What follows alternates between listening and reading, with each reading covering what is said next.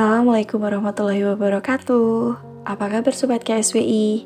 Jumpa lagi bersama saya Dona di acara Pekan Rutin KSWI. Nah, kita akan ngomongin atau ngobrolin seputar Islam ya. Dengan judul kita hari ini adalah Ketika yang Tercinta Dihina. Kebayangkan Sob, kita akan bahas apa? Nah, pertama-tama nih aku mau tanya, kira-kira nih, kalau seseorang yang kamu cintai itu dihina, apa yang akan kamu lakukan? Pastinya tidak terima kan? Mungkin yang kamu lakukan akan menghinanya balik, memukulnya, atau mungkin mengajaknya duel 1 lawan 1. Tapi, apakah kamu juga akan melakukan yang sama ketika Nabi Agung Muhammad SAW itu dihina? Atau mungkin kamu akan diam saja? Sob, apa sih hukumnya menghina Nabi Muhammad SAW? Dan bagaimana hukumnya seseorang yang diam saja ketika nabinya itu dihina? Jangan kemana-mana ya Sob. Siapin catatan dan kuota kalian hari ini. Ya seru Sob.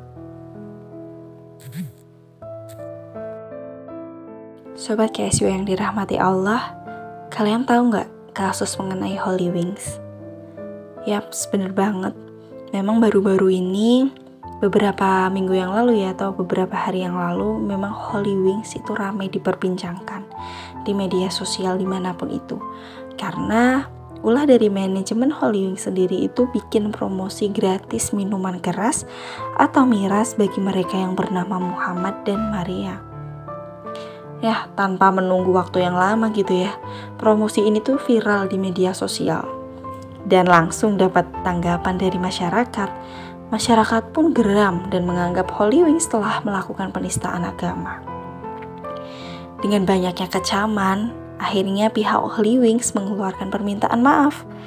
Tapi, walaupun sudah minta maaf, kasus ini berbuntut panjang. Sampai beberapa outlet di Jakarta itu ditutup oleh Pemda setempat.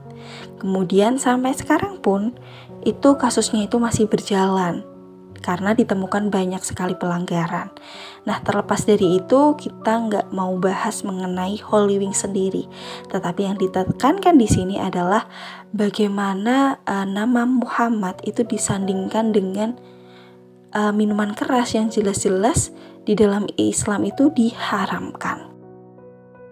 Sob, tahu nggak kenapa penista agama Islam gitu ya selalu berulang? Nggak cuman Holy Wings aja loh, banyak kasus-kasus sebelumnya yang saking banyaknya itu bahkan sampai nggak kehitung.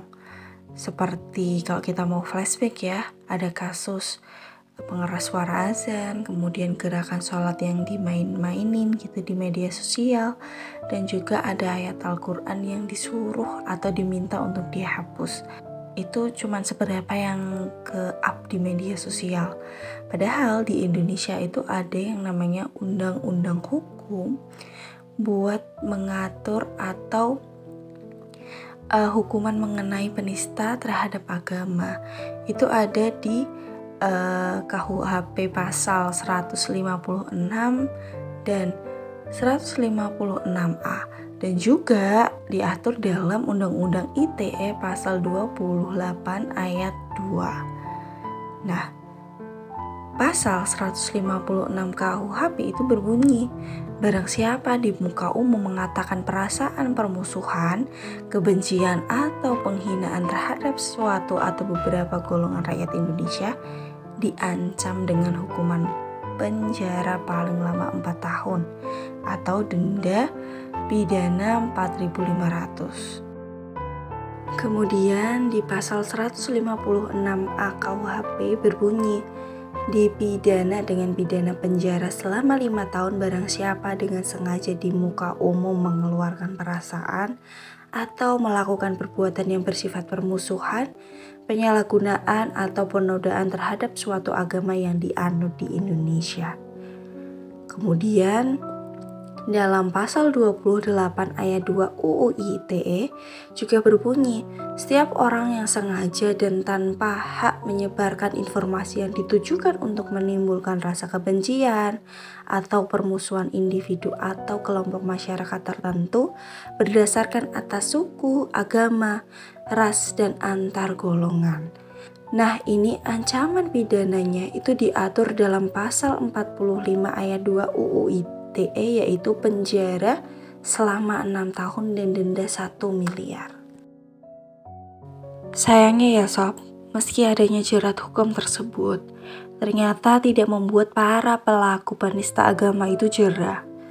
Buktinya, sudah banyak pelaporan kasus penistaan agama berjalan lambat bahkan berhenti di tempat, alias tak ada kelanjutan. Hukum yang tidak tegas bagi para penista inilah sehingga kasus penistaan terus berulang tanpa adanya sanksi. Dan disupport dengan sistem yang dianut hari ini, yaitu sekulerisme, yang malah menyuburkan kasus penistaan agama dengan dalih kebebasan berpendapat. Sekulerisme adalah paham yang menjauhkan umat Islam dengan agamanya. Bahkan, paham ini itu melahirkan kebebasan tanpa batas. Kebebasan yang dikatakan merupakan hak mendasar bagi tiap manusia, menjadikan alasan bagi mereka berlaku semaunya dan abai terhadap urusan agama. Kebebasan yang mereka akui itu ada 4. Ada kebebasan beragama, kepemilikan, berpendapat, dan juga bertingkah laku. Terbukti kan sob, dengan kebebasan itu menjadikan pintu masuknya ragam kerusakan. Miras misalnya, yang sudah jelas diharamkan dalam Islam itu dilegalkan atas nama kebebasan. Atas nama kebebasan pula, Islam dan syariatnya, Al-Quran, serta Nabi Muhammad yang mulia sering dijadikan objek pelecehan dan penistaan. Nah sob, ketika sistem ini masih dianut, maka para pelaku penista agama itu masih menghirup udara dengan bebas. Sob, tanpa kita sadari juga, dengan sistem yang sekarang ini menganut kebebasan, bikin jati diri kita sebagai seorang muslim sejati itu luntur. Kenapa kok bisa? Sekarang ya, rasa mencintai, mengagungkan, atau memuliakan Nabi Muhammad SAW gak ada istimewa-istimewanya sama sekali. Bahkan itu dianggap gak penting dan biasa aja gitu. Padahal bagi kaum mukmin mencintai Nabi Muhammad SAW itu wajib. Kalau wajib itu berarti apa? Harus kan? Sehingga ketika sebagai seorang mukmin atau umat mukmin yang tahu akan kewajibannya mencintai nabinya, pasti akan disertai dengan memuliakan sosoknya. Apakah sekarang seperti itu? Tidak. Itulah yang dikatakan luntur. Mereka yang mencintai Nabi Muhammad itu tidak akan rela jika nabinya itu dihina. Iya gak? Tentu saja ya sob, mencintai baginda Muhammad SAW itu tidak seperti mencintai sesama insannya. Kecintaan seorang muslim kepada beliau itu harus di atas kecintaan kepada yang lain, baik harta, kedudukan, jabatan, keluarga, bahkan dirinya sendiri. Nabi Muhammad SAW bersabda, belum sempurna iman salah seorang di antara kalian hingga ia menjadikan aku lebih dicintai daripada orang tuanya, anaknya, dan segenap manusia. Hadis riwayat Al-Bukhari.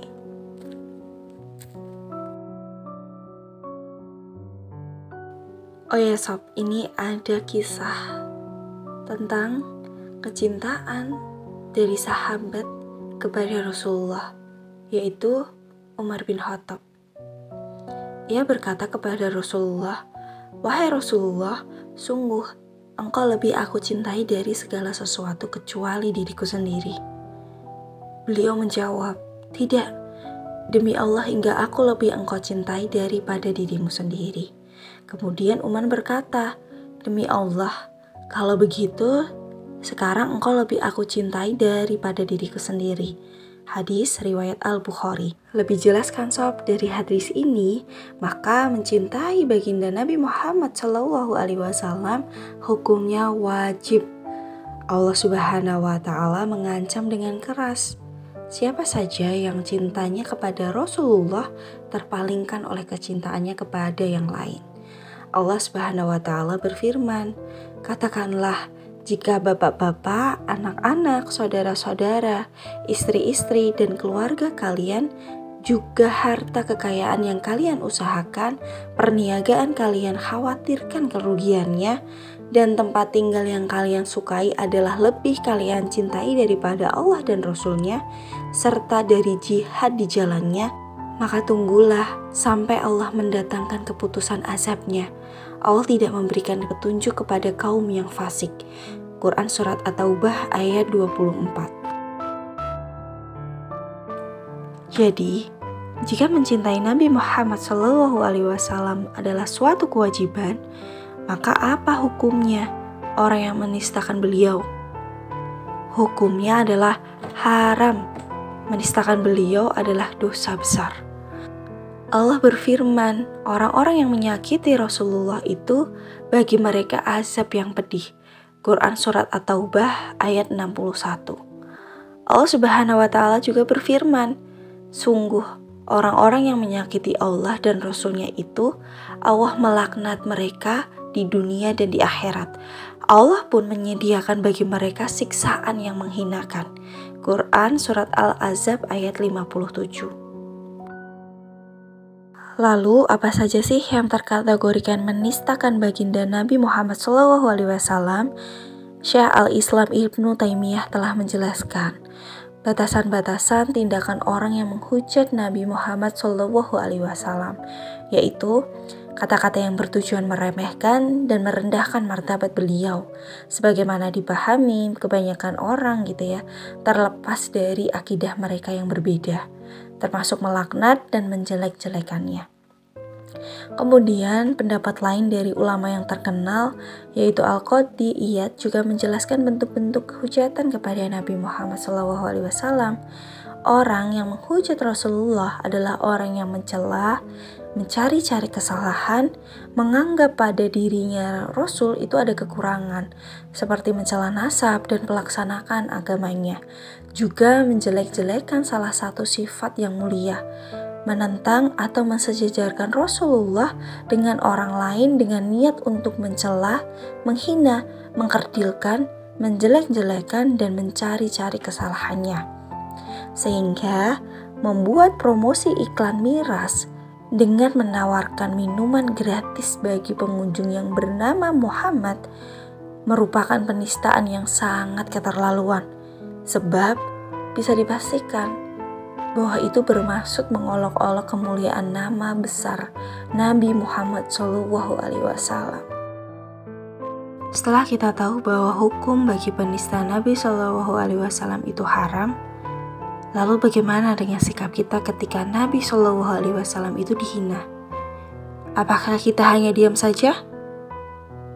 Tidak sob, kita tidak boleh diam terhadap penistaan marwah Nabi SAW.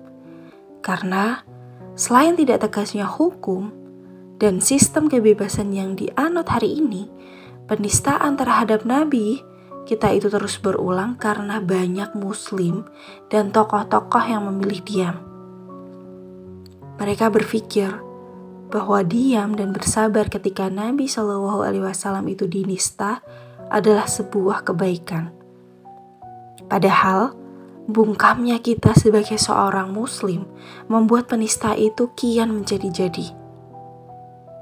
Ada sindiran loh dari Imam Asy-Syafi'i buat orang yang diam saat agamanya itu dihina. Beliau berkata, siapa yang dibuat marah namun tidak marah, maka ia adalah keledai. Hadis riwayat Al-Baihaqi.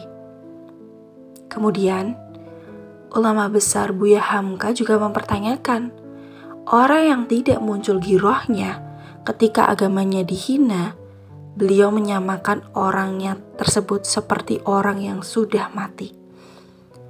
Jika kamu diam saat agamamu dihina, gantilah bajumu dengan kain kafan. Tuh kan sob, tahu kan kalau kita hanya diam saja terhadap penistaan agama atau penistaan Nabi SAW, diibaratkan seperti keledai, bahkan dianggap sudah mati. So, wahai kaum muslimin, para pemuda, marilah kita bela agama kita. Tunjukkan kecintaan kepada agamamu, kepada nabimu. Belalah nabi kita yang mulia. Sungguh, Nabi Muhammad SAW telah berjuang membela nasib kita agar menjadi hamba-hamba Allah Subhanahu wa Ta'ala yang layak mendapatkan surganya kelak. Meski mencintai Nabi adalah kewajiban, kita butuh alasan kan untuk mencintainya. Makanya kita perlu mengkaji Islam secara kafah untuk meningkatkan kecintaan agama dan Nabi kita dan mengembalikan jati diri kita sebagai seorang muslim sejati. Yuk ngaji bersama KSWI, Remaja Peduli Memberi Solusi. Oke sob, sampai di sini dulu ya. Sampai berjumpa di pekan berikutnya. Afwan jika ada kesalahan, saya akhiri. Wabillahi taufiq wal hidayah. Wassalamualaikum warahmatullahi wabarakatuh.